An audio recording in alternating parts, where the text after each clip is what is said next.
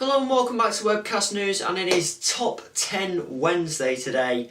And so for this video, I thought I would look at the top 10 sports movies. Now this list isn't going to be a top 10 as such because they're not in any particular order. I've decided that I'm going to go with one film per sport, so you will see 10 different sports represented.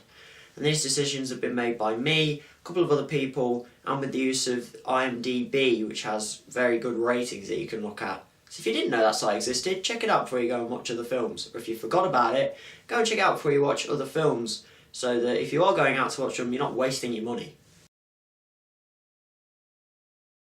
The 1984 film The Karate Kid is one of the most iconic films on this list. It stars the late Pat Morita as one of the most famous characters in any sporting film, Mr. Miyagi. Now he takes to teaching bully child Daniel, who is played by Ralph Macchio, who at the time of release of that film was actually 23. He looks about 12. He's playing a character that is about that. If you haven't seen this film, then you're probably just a bit too young, because it did come out in 1984, but it is a really iconic film. The 1980 boxing film Raging Bull stars Robert De Niro as Jake LaMotta, who was a real boxer, and tells the life story of Jake LaMotta through his anger and violence in the ring and how that destroyed his life outside of the ring. And yes, I have put this film ahead of any of the Rocky films because in my opinion Sylvester Stallone really isn't that great an actor. This 1981 Athletics Films is another one of the most iconic films on this list, with Ben Cross starring as Jewish man Harold Abrams and Ian Charleson starring as devout Christian Eric Liddell in their build-up, preparation and then running in the 1924 Olympic Games. Obviously the iconic scene being the running on the beach with the Chariots of Fire theme in the background. Fun fact, don't know how many people actually know this, that was done on St Andrews Beach in Scotland. This 2013 Formula 1 film stars Chris Hemsworth, better known as Thor, as James Hunt, and Daniel Bruhl playing his title rival Niki Lauda. And it shows the fierce battle they went through for the 1976 Formula 1 World Championship, and has quite a lot of twists and turns along the way. See what I did there? It's a racing thing, twists and turns. No? Okay. This 1996 comedy film stars Adam Sandler as the title character, who is a failed ice hockey player and then is advised to take up golf to save his grandmother's house from being taken away from her. I have to say the best bit is probably Adam Sandler's fight with Bob Barker, because that's just funny, but it's probably also the only film that Adam Sandler is decent in. Yeah, I know, it's almost like I'm having a go at actors here today. This 1999 American football film is probably best known for the speech that Al Pacino, who is playing Miami Sharks head coach Tony D'Amato, gives towards the end of this film, which is a very inspiring speech. It's probably useful for a lot of other things as well, not just in sport.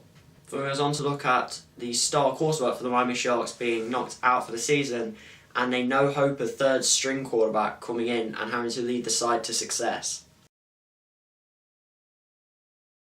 This 1989 baseball film stars Kevin Costner as Ray Kinsler, who is a corn farmer that his voice is that he should build a baseball field in his cornfield. This has brought about one of the best known movie quotes, which is, "If you build it, they will come." This is actually a bit of an odd sports film though as well, because it actually uses the 1919 Black Sox scandal and the ghosts of the players from that scandal going to the field to then be able to rest in peace and play one last game. This 2009 rugby union film stars Morgan Freeman as President Nelson Mandela, who is in his first term as the President of South Africa, and tells the rugby union side, who are hosting the 1995 Rugby World Cup to go out and win the World Cup for South Africa and to reunite the country without the matter of the race of a person. With Matt Damon starring as South Africa captain Francois Pienaar, and it is based on a true story, and this was one of the big factors that brought South Africa together as the country we know today.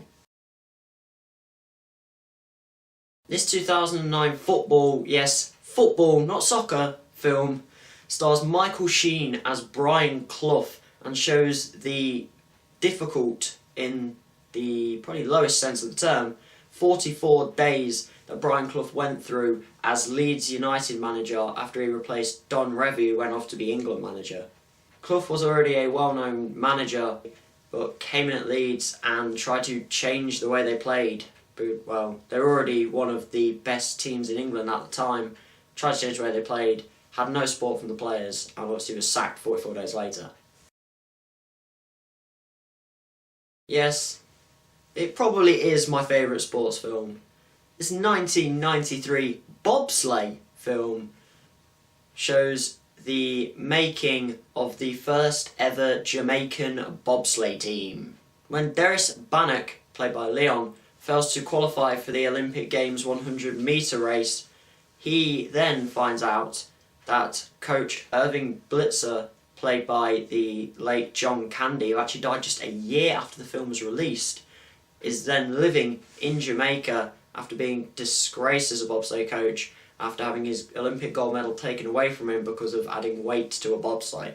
The two join together to try and make the first Jamaican bobsleigh team, and when 3 other people do finally turn up to join the team, it then shows their adventure to Calgary, Canada, and how they get on. And that is kind of a true story. It gets Disneyed up, but it's a funny film, but it also shows that if you really put your mind to it, you can actually do whatever you want. No matter of race or what your country thinks you should do, you can do what you want, within limits. When I say within limits, I mean legal limits. So that is it for my top 10 sports movies. Leave in the comment section down below, which of these films is your favourite? Make sure you leave that in the comment section down below. Also, hit that like button while you're down there, hit the subscribe button, and as always, thanks for watching.